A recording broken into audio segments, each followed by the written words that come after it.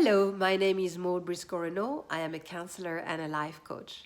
And today I would like to talk about a specific type of relationships with which it's often difficult to set boundaries. And this is about relationships with people that we love. So I often get this question: why is it so difficult for me to say no to my family, to my friends, or to my loved ones? And so much easier to people who are colleagues or, not people that I really truly love. So the short answer is, well, this is exactly because you love them.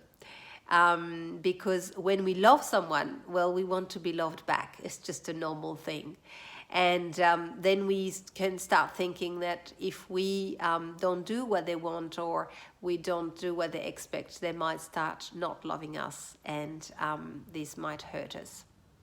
Now, if it is to the point that we're going to do things that really are not good for us, well, then it means that there is something playing up, and it's probably likely that in your past there's been times when you haven't felt loved by some of the people you loved, and so you have this fear anchored in you that maybe this person is going to start not loving you anymore. So of course this is some experiences that you can revisit with a counselor, but without going there, there's actually already a lot of things that you can do. The first and probably the most important thing is to prepare. Prepare being with this person, prepare meeting or discussing with this person. Know in advance what you want to leave in this relationship on that particular day, what you're ready to give, what you're not ready to give.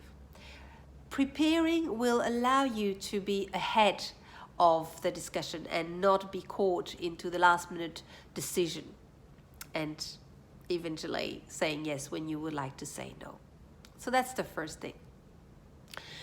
The second thing is also not to just think about the time that is the difficult time when we are looking at saying no or setting boundaries.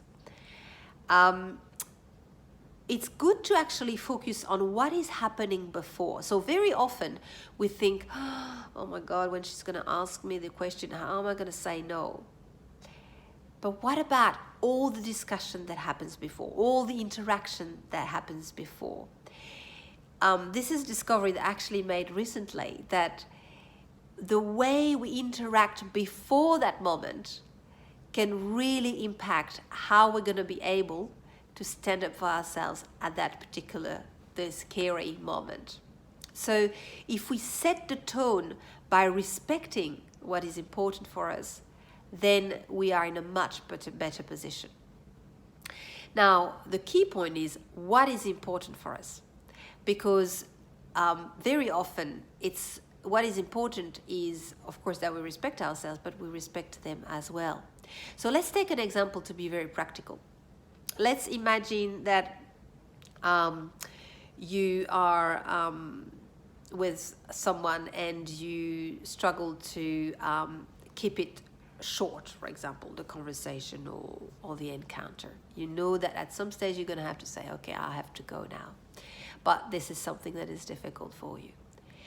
It's difficult because you want this person to have enough space to express themselves. You want to be able to express yourself too. But at the same time, you want to respect your need for maybe the fact that you're short with time, or you have to go and rest, or you have to go and do something else. So how are you going to be juggling? How are you going to be finding the right answer so that you don't feel selfish, and at the same time you enjoy the encounter and you don't feel angry or frustrated afterwards because once more you fell and you just gave more than you were ready to give. So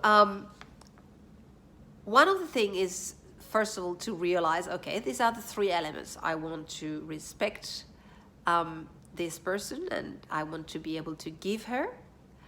But I want, second point, not to give too much. I want to respect also my own needs and my own position.